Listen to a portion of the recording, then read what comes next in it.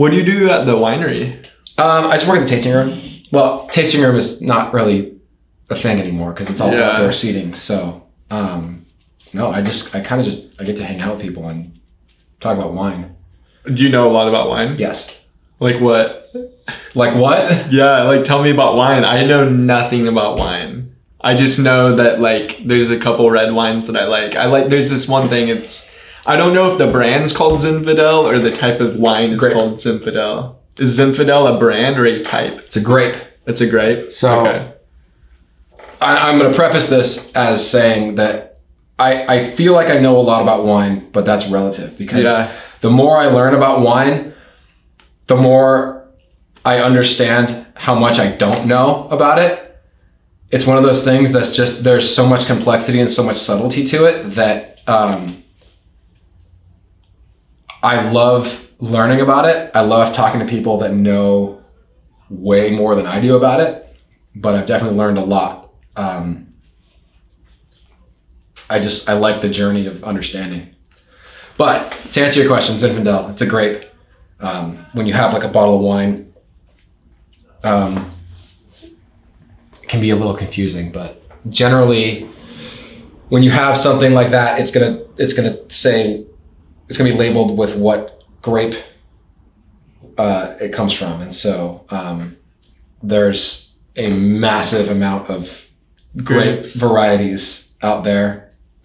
They each have their own sort of subtle characteristics, but then there's a lot that goes into it, like with where they're grown, how they're grown, and then the entire process of crushing and fermenting and barrel programs and how you let this wine age and when you bottle it, and because wine is a living organic thing. It's constantly changing. So the more you know about the person or people who make it, the more you can kind of understand it. You know, if you go to a grocery store just buying a bottle, you don't really.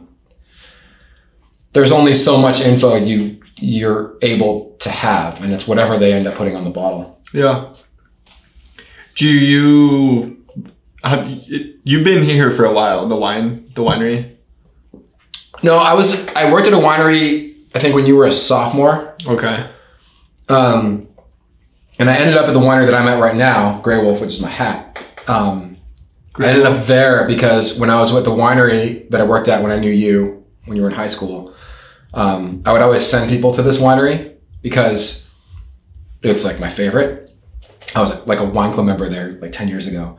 And Grey Wolf? Yeah. Okay. And I stopped working at the winery. I was too busy with stuff. And then I gave a surf lesson to the owner's kids and I recognized their name last summer. And I was all stoked because I wanted to tell them like, hey, like, I wanted to like let them know like, hey, I've always been a huge fan of your winery and I used to send people there all the time. We were just talking and she's like, I like you. You should come work for me. Like, really? Like once a month or something. And I'm thinking like, cool. Like once a month, I'll get industry discounts because industry discounts are awesome. And then it ended up that I like it there, and I guess they like me, and now I'm there like twice a week. Damn. So it went from once a month to like 8 times. The idea was once a month, and it's really cool. I like it. I like the vibe. I like the wine. I like the people that work there. I like the people that come there. It's been really cool. So the tasting room that you work in, is this when, I've never been to a winery, but is this when people go to wine taste and they like come and you're kind of like the guide for them? Yeah, tasting room, I guess, is not really what things are anymore because we have to do outdoor seating. Generally, when you would go to a winery, you'd have a bar that serves the wine that they're making, right? Yeah. And so that would be the tasting room. And so what you usually do is they'll have a list of what wines they've got right now, and you get to, you can taste through them. It's really cool. You should do it, by the way. Just go wine tasting. Get some buddies, go to a winery.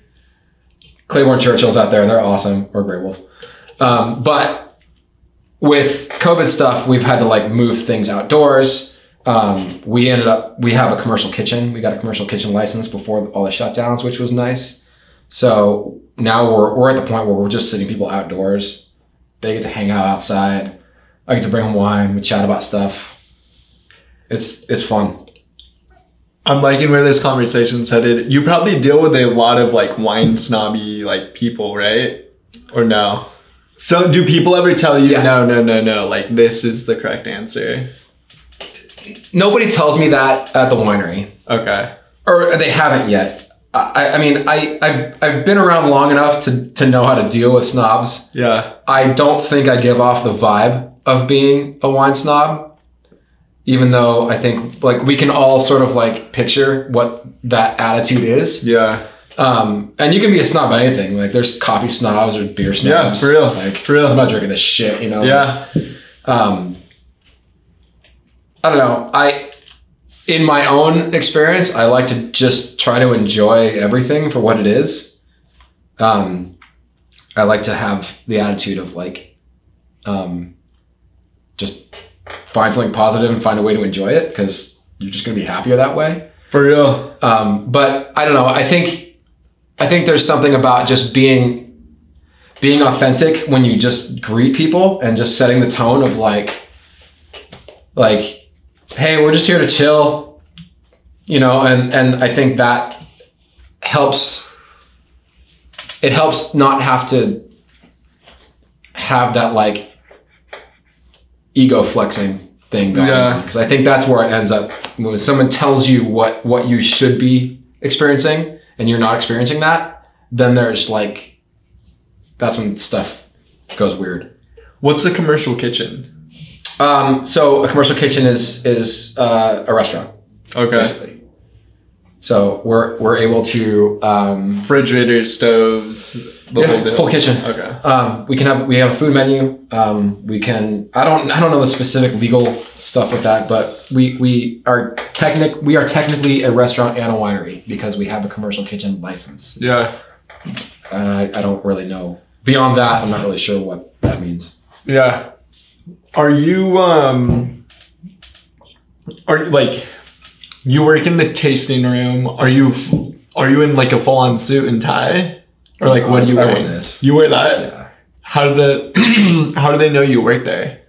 I mean, I wear Grey Wolf stuff. You know, I have a hat. I've got a massive Grey Wolf stuff. I've got clothes with Grey Wolf on it. So got it. Okay. Name tag and stuff. But so it's like, hi, my name is Dan, or does it just say Dan? It just says Dan. Okay, for sure. What color is the name tag? Silver. I'd say gray, but you know. No, I think that's another thing too about like the vibe of just like hey, like it's more casual.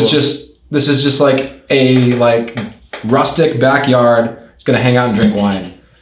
Like the suit and tie would sort of add to like the snobbery idea, and I don't think that's the vibe of where we're going with that. It's kind of more just like, yeah, just chill, hang out. There's got to be wineries in Paso that are like exclusively fancy, I'm assuming, or no? Or is Paso not really like that? I think there's it just depends. Like there's so many wineries. And like there's such a variety. So like with ours, thank you. Of course. With ours, we are family owned and operated. The family that started it in 1994 is still operating. The winemaker, our winemaker just got winemaker of the year for Paso Robles for 2020. And it's family owned and operated, but a lot of wineries are not. A lot of them, you know, it's like there's this idea that like with enough money, it's like cool to own a winery. Yeah. Even though you may not know anything about wine, or you may, but yeah. But there are definitely a lot of places that are run by foreign investors that are in my opinion disconnected from the local area and the people that work there and the people that come there, and they don't really understand Paso Robles or the Central Coast very much. It's just kind of like, it's just they're on the business end of it. So there's over 400 wineries in Paso. 400? We were the 25th. What's number one? I don't know. I think Meridian. Okay. I don't know. Dude, Paso is big enough to have 400 establishments. Well, for wineries?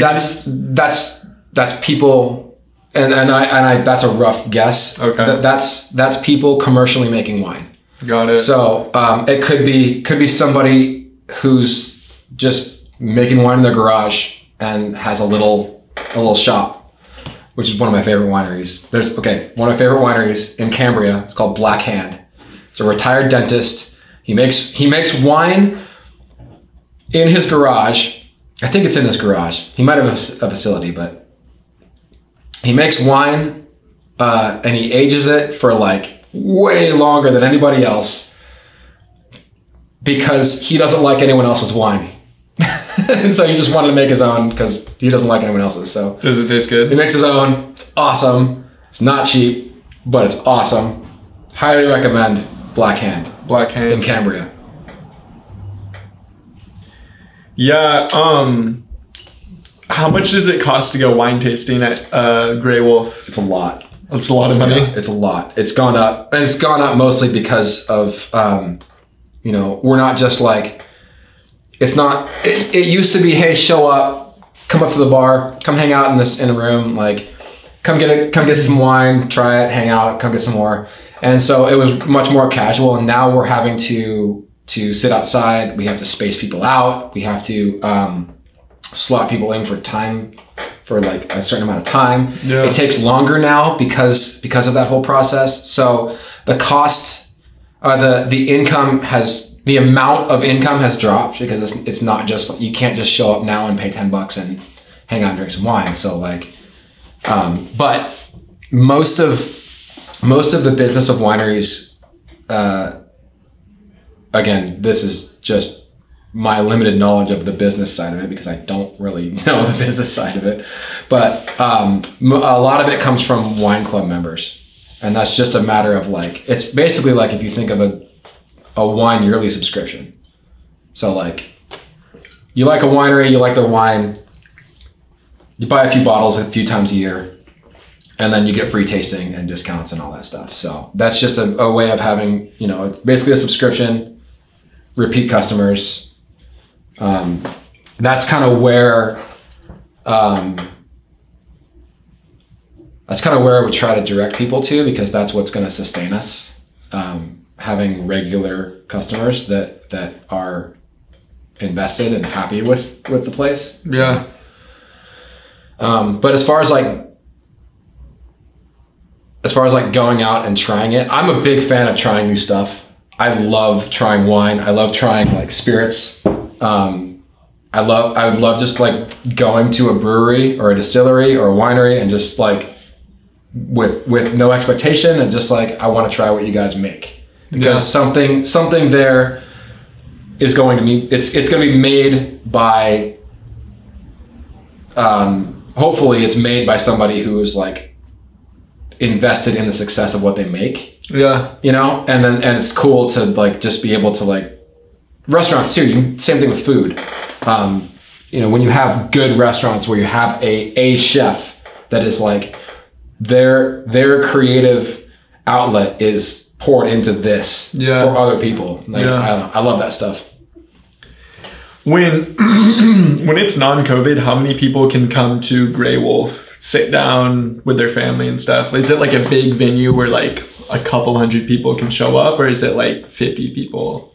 I don't know the capacity. I mean, we've been expanding like outdoors, and I can't really answer that because I didn't work there before COVID. Yeah. All I remember is like back in the day when I was a club member there, and just like a little barn out in front, and there's a bar, and you can put some water in it. They call out. Sorry. It's pointing hair on my chest though. Yeah, I see that. Yeah. Yeah, so I don't know. I mean, it's It's usually mellow, and then on Saturdays it's been crazy because you have like a lot of people that come in for like the weekend and they just drink all day Saturday. And then every other day is pretty chill. How long can you stay there? Is there a limit? I mean, we try to just, it's an hour and a half that we try to limit it just because that's like, seems like a good amount of time to be chill and enjoy. Yeah. But not just like take up space all day. Yeah. So yeah, it's hard finding a balance.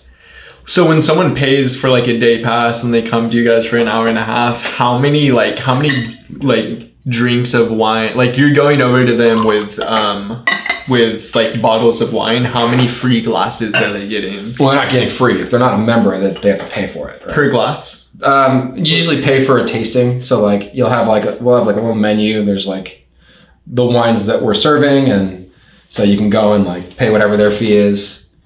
You go through like usually like an ounce and a half per, so that, and it ends up being, if you're doing 5 wines, it ends up being about a glass of wine by the end.